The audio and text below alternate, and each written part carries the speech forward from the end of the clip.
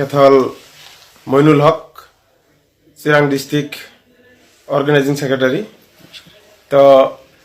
কথা হল আজি বিৰাট এটা উত্তপ্ত পৰিস্থিতি হৈ আছে চিৰাং জিলাৰ বিজনীৰ পানবাৰী আঞ্চলিকত তো এনেকুৱা এটা পৰ্যায় পাইছে যে কিছু অবৰৰ তথাকথিত নেতাই তেওঁলোকে পানবাৰী আঞ্চলিকৰ ভাংনামাৰী স্থিত কেইবাজন মানুহক গটাই অবৰৰ মানুহক কেইবাজন মানুহক গটাই ABMSU জিন্দাবাদ প্লেকাৰ্ড বনাইছে মেহদি হাসান মোৰ কথা কৈছে মেহদি হাসান মণ্ডল বা আবু সাইদ আনসাৰী সেইবিলাকক সংগঠনৰ পৰা বহিষ্কাৰ কৰিব লাগে এনেকুৱা ডিমান্ড তেওঁলোকে উল্লেখ কৰিছে তো আসল কথা হল অবৰ এটা সম্পূৰ্ণ সেপাৰেট সংগঠন তাৰ নীতি আদৰ্শ সম্পূৰ্ণ বেলেগ ABMSU এটা সম্পূৰ্ণ বেলেগ ছাত্ৰ সংগঠন যাৰ নীতি আদৰ্শ সম্পূৰ্ণ নিজস্ব আছে তাৰ সম্পূৰ্ণ নীতি আদৰ্শ বেলেগ গতিকে দুটা একেবাৰে ভিন্ন ধৰণৰ সংগঠনৰ নীতি আদৰ্শ বেলেগ থকাটো স্বাভাৱিক কথা এতিয়া মূল কথা হল যে যোৱাকালি দিল্লীত যেটো ABMSU ধৰ্ণা কাৰ্যসূচী আছিল ধৰ্ণা কাৰ্যসূচীত যে MP হীৰাহৰণীয়াক ABMSUৰ ফালৰ পৰা গো বেক দিয়ালৈ আজি যেটো পৰিস্থিতি সৃষ্টি হৈ আছে নহয় কেইজন মানে ক্ৰিয়েট কৰি আছে হেতু লৈ যে এনেকুৱা এটা পৰ্যায় পাইছে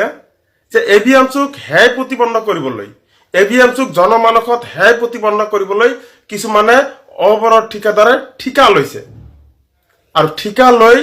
ABMSUক জনমানসত হেয় প্ৰতিপন্ন কৰাৰ কাৰণে উঠি পৰি লাগিছে কাৰণ অবৰৰ নেতৃত্বই ABMSUৰ ব্যানাৰ কিয় ইউজ কৰিব অবৰৰ নেতৃত্বই ABMSUৰ কোন লিডাৰ থাকিব নে নাথাকে তেওঁলোকে হেতু নিৰ্ধাৰণ কৰাৰ অধিকাৰ কত পালে তাৰ কাৰণে ৰাইজ আছে সংগঠন আছে আঞ্চলিক ইউনিট শাখা বা জিলা সমিতি সকলোখিনি আছে যিয়ে নহওক কথা হল এতিয়া সাংসদ হীৰাহৰণীয়াৰ লগত ABMSUৰ এই সম্পৰ্কৰ অৱনতিৰ মূলত কি এতিয়া মূলত যদি কোৱা হয় যে যিদিনা পাঠশালাত সাংসদ হীৰাহৰণীয়াই গণসুৰক্ষা পাৰ্টি গঠন কৰিছে তেওঁৰ আৰু কি দল যেটো কি কৈছে যেটা BTAD আৰ্মিৰ কথা কোৱা হৈছে যে BTAD আৰ্মি গঠন কৰিছে যে যত সেই গঠন প্ৰক্ৰিয়াৰ সময়ত জ্ঞানেন্দ্ৰ বৰ্মন RSS নেতা বিজেপি নেতা জ্ঞানেন্দ্ৰ বৰ্মন উপস্থিত আছিল আৰু কি আছিল অভিজিত শৰ্মা উপস্থিত আছিল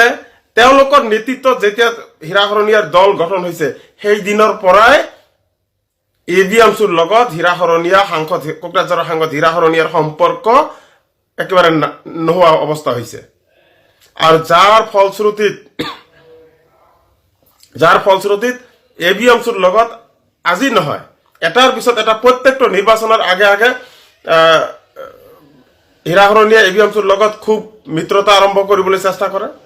নিৰ্বাচন ওলাই যোৱাৰ পিছে বিভিন্ন কাৰণত ABMSUৰ লগত সম্পৰ্ক সেট কৰিব এটো হীৰাহৰণীয়াৰ এটা নীতি আৰু আদৰ্শত পৰিণত হৈছে তো যিয়ে নহওক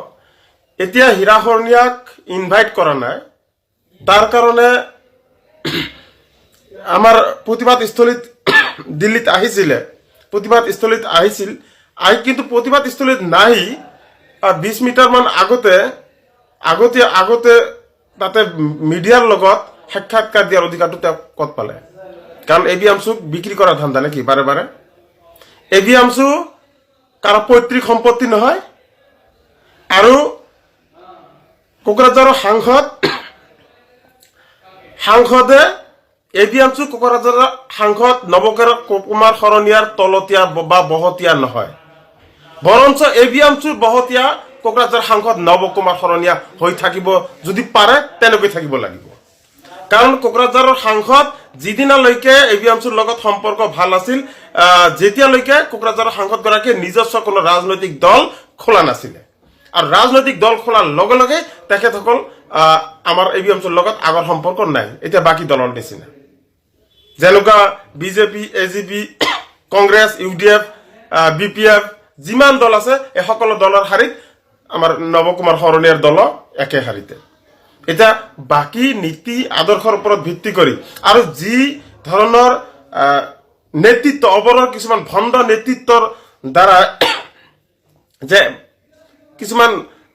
যেনেকৈ উত্তাল পৰিৱেশ এটা সৃষ্টি কৰাৰ চেষ্টা কৰি আছে যেনেকুৱা হিংসাত্মক এটা পৰিস্থিতি সৃষ্টি কৰাৰ চেষ্টা কৰি আছে এই গোটেইখিনিৰ ইয়াৰ এই গোটেইখিনি খেলৰ মাষ্টাৰ মাইণ্ড হৈছে আমাৰ সাংসদ হীৰা শৰণীয়া গতিকে এনেকুৱা মাষ্টাৰ মাইণ্ড এনেকুৱা যদি ABMSUৰ মাজত ডিভাইড ABMSUৰ মাজত ভাঙনৰ সৃষ্টি আমাৰ মাজত যদি ভাতৃঘাতী সংঘৰ্ষৰ সৃষ্টি কৰাৰ চেষ্টা কৰে ইয়াৰ কাৰণে ৰেসপন্সিবল সাংসদ নৱকুমাৰ শৰণীয়া হ'ব লাগিব এই কথাটো স্পষ্টকৈ কৈছো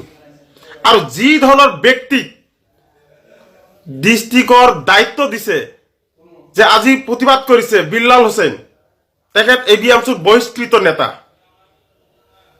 ABMSUৰ বহিষ্কৃত নেতা ইতিমধ্যে তেখেতক